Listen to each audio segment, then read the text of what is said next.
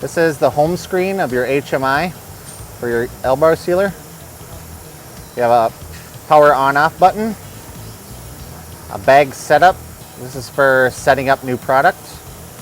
A conveyor start, which starts your infeed next to conveyor. A head setup, which you can adjust the height of how far your seal bars are apart. The conveyor stop, that'll stop your conveyors. A heat on and off. Head cycle, this will be a one single cycle.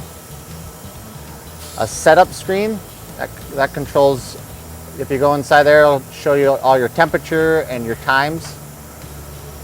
A system screens, this will show your system information. And alarm screen, that'll show you previous alarms. Going into the setup screen, it's going to ask you for a username and password. The username is always admin, short for administrator. And the password is 100, 100.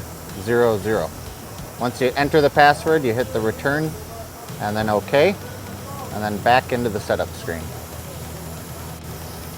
Inside the setup screen, you can control the front right, the front left, and the side temperatures. So that means that there's 3 heater rods that are individually controlled. This will be your front right heating element. This will be your front left heating element. This will be your side. The standard factory setting is 360 degrees.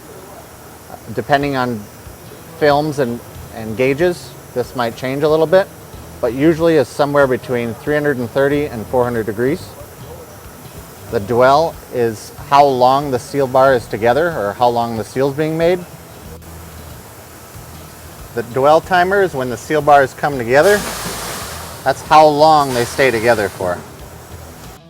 Factory setting is always usually between 1 and 2.5 seconds. Again, this will change depending on gauge film and mill thickness.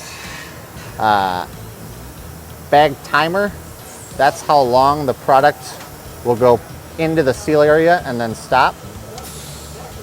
And film pre-feed delay.